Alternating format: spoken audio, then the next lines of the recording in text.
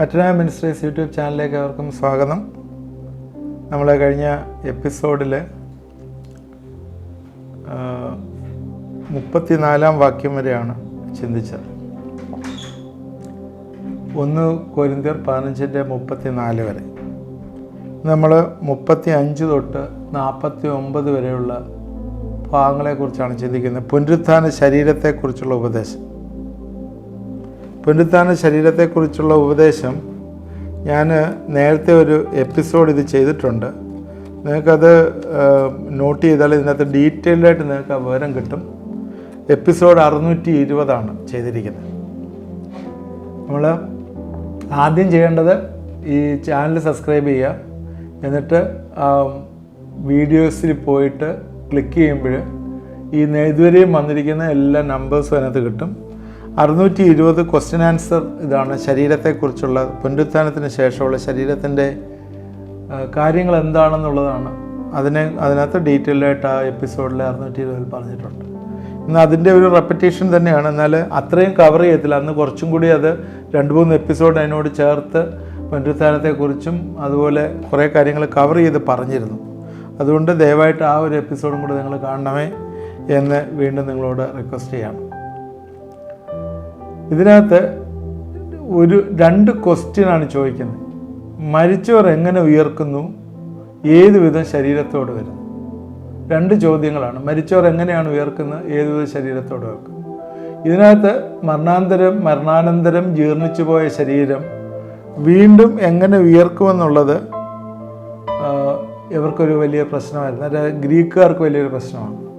1-ാം ചോദ്യത്തിന് ഇവിടെ അവരുടെ ഉത്തരം മൂഢ എന്ന് പറഞ്ഞിട്ടാണ് തുടങ്ങുന്നത്, സംബോധന ചെയ്യുന്നത്. എന്ന് പറഞ്ഞാൽ പുനരുത്ഥാനത്തെ ചെറുക്കുന്നതിൻ്റെ അബദ്ധത്തെ വെളിവാക്കുകയാണ്. എന്നിട്ട് ഇവിടെ 2 മേഖലയിൽ നിന്നുള്ള ഉത്തരമാണ്. 1 പ്രകൃതിയിൽ നിന്ന്, 2 തിരുവെഴുത്തിൽ നിന്ന്. പ്രകൃതിയിൽ നിന്നെന്ന് പറയുമ്പോൾ പ്രകൃതിയിൽ നിന്ന് ഉള്ള തെളിവുകൾ, പ്രകൃതിയിലുള്ള സസ്യലോകത്തിൽ നിന്നുള്ള തെളിവ് പറയുന്നുണ്ട്. പിന്നീട് ശരീരത്തിൻ്റെ ജന്തുശാസ്ത്രം, നരവംശാസ്ത്രം, വാനശാസ്ത്രം, ഈ 3 തെളിവുകൾ എടുത്ത് പ്രയോഗിക്കുന്ന ഭാഗം നമുക്ക് താഴോട്ട് കാണാം.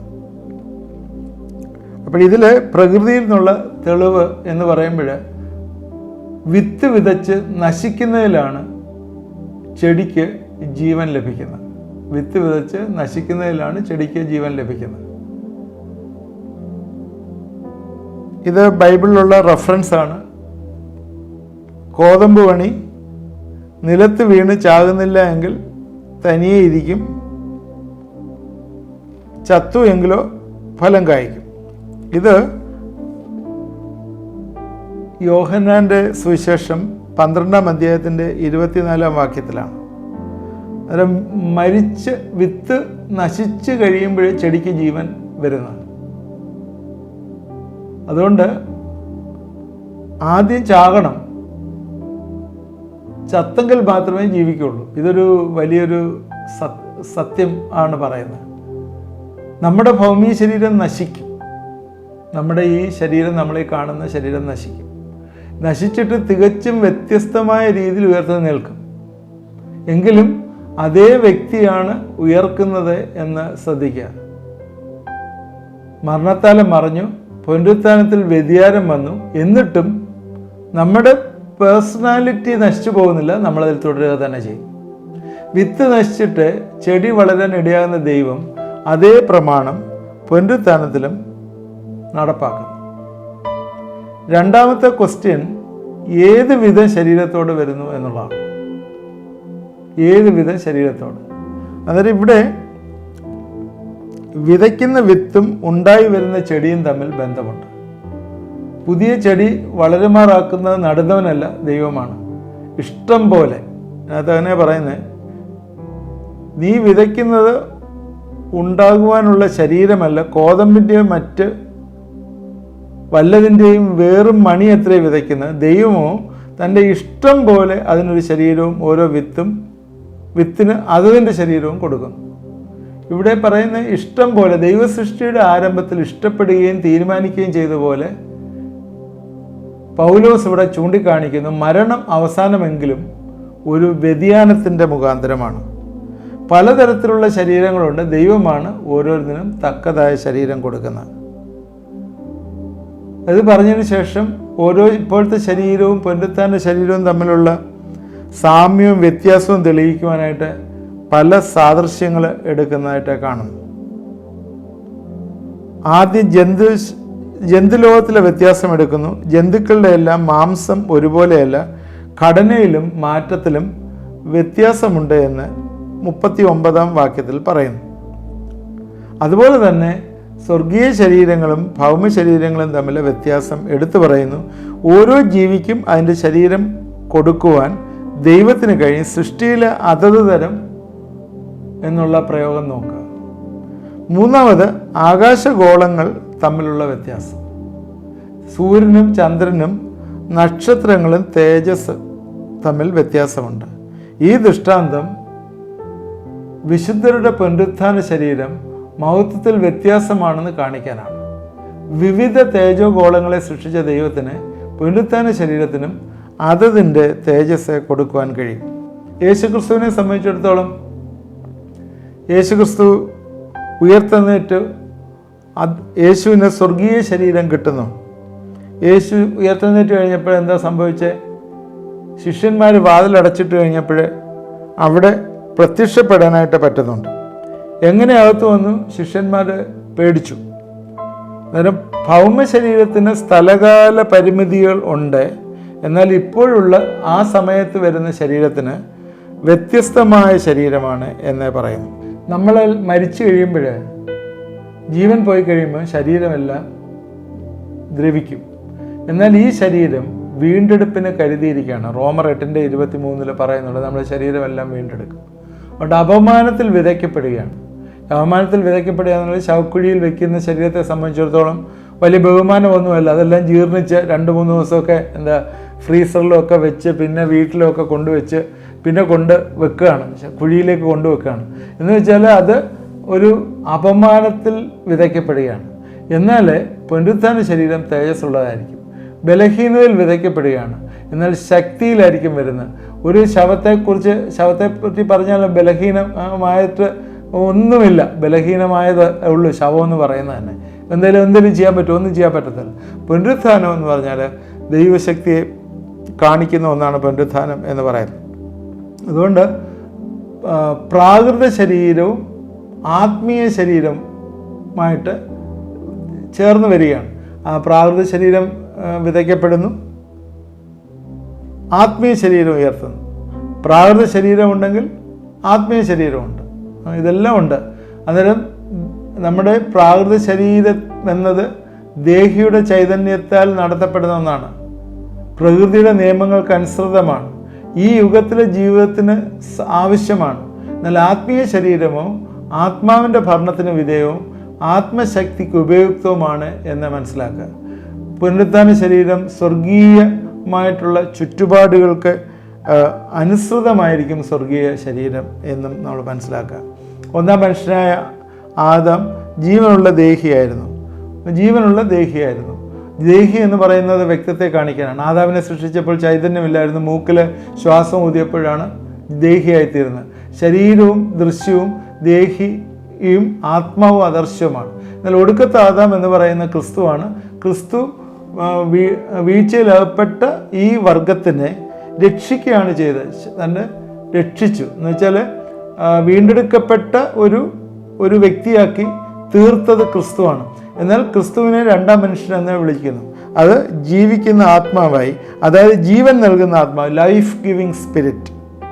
ഇപ്പോൾ ദേഹിക്ക് ചേർന്ന ശരീരം ക്രിസ്തുവിൽ നിന്ന് ലഭിച്ചതുപോലെ ആത്മാവിന് ചേരുന്ന ശരീരവും ക്രിസ്തുവിൽ നിന്ന് ലഭിക്കുന്നു. ഈ ആത്മീയം എന്ന് പറയുമ്പോൾ ഈ ആത്മീയ ശരീരം കർത്താവിൻ്റെ വരവെങ്കിലാണ് നമുക്ക് ലഭിക്കുന്നത്. അത് പ്രത്യേകം ഓർക്കുക. ആത്മീയമായിട്ടുള്ള ശരീരം, ആത്മാവിന് ചേരുന്ന ശരീരം കർത്താവ്. എന്ന് വെച്ചാൽ അന്ന് സംഭവിക്കുന്നത് എന്താണ്? ജീവനുള്ളവർ കണ്ണിമയ്ക്കുന്നതിൽ രൂപാന്തരപ്പെടും, കല്ലറയിലുള്ളവർ കാഹളനാദം കേട്ട് ഉയർത്തെഴുന്നേൽക്കും. അങ്ങനെ കല്ലറയില്ലെങ്കിലോ എവിടെയെങ്കിലും വേറെ എവിടെയെങ്കിലും ആണല്ലോ അവിടുന്ന് ആ പൊടികളെല്ലാം കൂടി കൂടിച്ചേർത്ത് അവർ ഉയർത്തെഴുന്നേൽക്കും. അന്നേരം ആത്മീയമല്ല പ്രാകൃതമത്രേ ഒന്നാമത്. എന്നുവെച്ചാൽ നമ്മുടെ ജഡത്തിലുള്ള ഈ ശരീരമാണ് ഒന്നാമത്, പിന്നീട് ആത്മീയം പിന്നത്തേതിൽ വരുന്നു. പ്രാകൃത നിലയിലുള്ള ഒന്നാമതും ആത്മീയ നിലയിലുള്ളത് രണ്ടാമതുമാണ്. അന്നേരം വീണ്ടും ജനിക്കുന്നതിന് മുമ്പ് ശാരീരികമായി നമ്മൾ ജനിക്കുന്നുണ്ട്, അതാണ് ലോകജീവിതം. എന്നാൽ ആ ലോകജീവിതത്തിൽ നമ്മൾ മരിച്ച് ഈ ലോകജീവിതത്തിൽ ജീവിക്കുന്ന സമയത്താണ് കർത്താവിനെ അറിയുകയും വിശ്വാസത്തിലേക്ക് വരികയും ചെയ്യുന്നത്. അന്ന് തൊട്ട് നമ്മുടെ ആത്മാവ് കർത്താവിനോടൊപ്പമാണ്. എഫേസ്യർ 2:6-7 വാക്യങ്ങളിൽ അത് പറയുന്നുണ്ട്. നിങ്ങളെ എൻ്റെ വലത്ത് ഭാഗത്ത് ഇരുത്തിയിരിക്കുന്നു എന്നുള്ള ഭാഗം വരെ അതിനകത്ത് എഴുതിയിട്ടുണ്ട്. അതായത് ഈ മരിച്ചു കഴിയുമ്പോഴേ നമ്മുടെ ആത്മാവ് നമ്മുടെ ശരീരം വിട്ടിട്ട് ആത്മാവും ജീവനും, അല്ലെങ്കിൽ സോൾ ആൻഡ് സ്പിരിറ്റ്, ഇത് ദൈവത്തിൻ്റെ സന്നിധിയിലേക്ക് ചെല്ലുന്നു. അവിടെയുള്ള ആ ആത്മാവാണ് പിന്നീട് നമ്മുടെ ശരീരത്തിൽ ചേർന്ന് പുതിയൊരു പുനരുത്ഥാന ശരീരം പ്രാപിക്കുന്നത്.